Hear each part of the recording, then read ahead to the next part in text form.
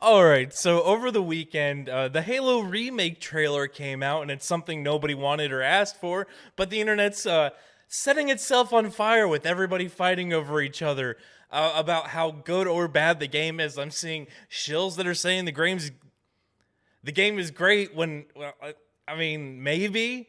We don't really have much to look at other than, the same silent cartographer map, the first one that everybody really plays. And then you've got the people who played the original being like, this is absolute dog shit. And I gotta say, I agree with both people. I didn't want the remake. I don't want the remake. I probably won't play the remake because I don't want to ruin my childhood. And I understand that people are saying it looks a lot better. And I think I figured out why the internet is so divided on this, and it has everything to do with when you played Halo. Because it seems like everybody under the age of 25 that just isn't a shill and going to say every game is good to get everybody on their side. Everybody older than that's like, this is dog shit. What have they done to my game? And they're both right.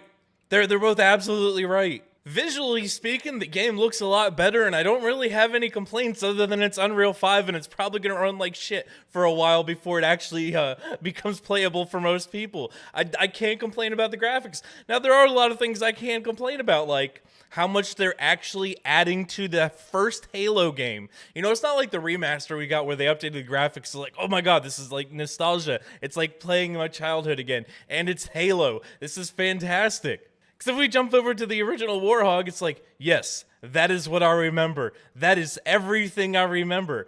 And if we jump up to the new one, I understand everybody's complaints. I don't get the airless tires. I mean, I understand you're trying to explain why they don't pop when they get shot. Cool, I guess, maybe. But the Warhog just looks wrong. It almost looks like they chopped the top off and lowered it. No reason to do that. No reason to make the tire bigger.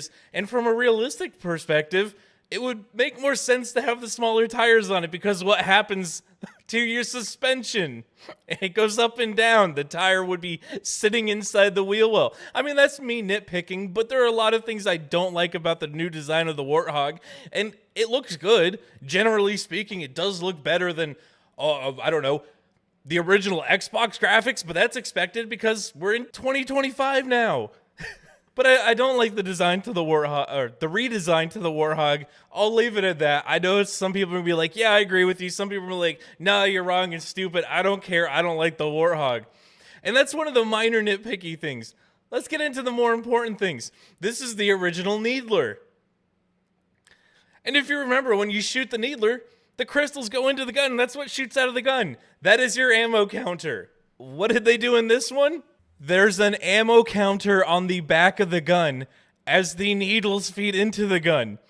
And then on the bottom right half of the screen, you also have another ammo counter. You have 3 ammo counters for a single fucking gun. Just kidding, I went back and realized there are 4 ammo counters for the Needler. 4, count them, 1, 2, 3, 4. How anybody can say they love this and that's not a problem is absolutely the most dented person on the planet. And I mean, we can take a look at the Magnum. Top left. I'm not complaining where the ammo counter is. It doesn't matter. But look at this. You got 18 rounds, and then you have each round in the magazine for the ammo. What did they change it to? You have the individual rounds in the magazines as symbols, then you also have them as numbers, and then you also have the total ammo you have. It's like, how many ammo counters do you actually need on a damn gun? Hold on, I forgot about that one. So you have 2 ammo counters for a gun. What the hell is this? Why are you doing this? Stop it. Stop it. But that's really not even my biggest gripe, because all this, I mean, I can understand they've been changing how the Forerunners look over the years. I understand they're updating the look. They're going back and changing some things. I don't think it's necessarily for the worst. Everything looks a little too bright, and it almost looks like it has a yellow filter over it, which I complain about in every video game. Quit putting fucking filters on every damn game. We don't need them. They're not needed. Just let us play the game. Quit putting all these damn filters on everything. What I'm more upset about is they've put sprinting in this. Now, no, you could not sprint in the original Combat Evolved. No, that was not a thing, because you were pretty much at a set pace, and you were going through at a set pace, and honestly, it changes a lot of the way the combat mechanic works from CE. And now with the campaign evolved, it's like, Why? Why would you do that? Why would you add sprinting? And my complaint specifically is because going down in these tight levels where you can sprint, you're suddenly clearing the room in like a second, which I guess is kind of like Master Chief lore accurate, but it's not fun in a game when you're in a tiny room and you can just sprint around the hunters like this and shoot them in the back and be like, I win, guys. It kind of defeats the entire purpose. And I don't know if this is something that's going to be very specific to this game or if it's not in the game yet. But I remember they used to go into a rage, and I don't remember when they did it, when you killed their partner. Because they were like pair bonded or whatever, like, I don't know, hamsters. Anyway, back on topic, I don't like the sprinting. It's something that kind of defeats the purpose and the feel of the game. When you can just sprint around everything, especially shooting hunters in the back, it's like, it takes away the air of these things that are actually brutal. And I think my last gripe is how weak the guns sound. Like, you know when you play a game and you're firing a gun, you're like, yeah,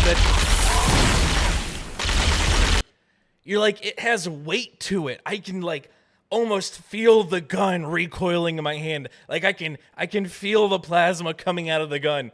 They just sound like, I don't know, they don't pack the punch. Like, it just doesn't have the oomph behind it. And I know some people out there know exactly what I'm talking about, and they're going to have the same complaints as I do. But it's like they took, again, the same thing they do with all the remakes and the remasters. It's like they took the shell of the thing that it used to be and put it on something else and are trying to sell it to you again. Like, it looks pretty, but the core changes to the way the game works or used to work are just not there. You know, like, I remember spending, like, hours trying to fit warthogs into places to, like, just lay down suppressive fire or just absolutely obliterate every enemy I could. Like, jumping warthogs onto exploded warthogs and rocks, trying to do all sorts of crazy things. And it's like all that's gone now. But that's going to be it for this video, guys. Make sure you smash that like button. Make sure you subscribe. Make sure you share this one out. And until the next one, be easy like sleazy. Are you tired of that boring, bland coffee, the generic shill coffee, the generic no-name coffee? Well, check this out. We have the Dragon's Treasure tea today. Now, here at the Dragon's Treasure, you will find teas for everybody's taste. Everything you could possibly imagine, including soaps. That's right, you know you stink at the end of the day, so make sure you check out those soaps. They're actually pretty nice. I would recommend them, especially for you convention goers.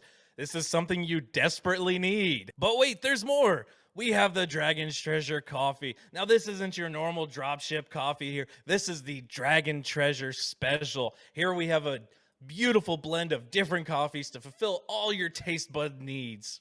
But wait, there's even more. Use the promo code Sleazy Society and get a 10% discount on your order. That's right, guys. Be like me. Be a good Jew. Get a nice little discount while you're at it. Shop at the Dragon's Treasure. And did I mention that every bag of tea comes with a hot waifu sticker on it? Save those, collect them, trade them. I don't care what you do with them, but just buy the Dragon's Treasure tea.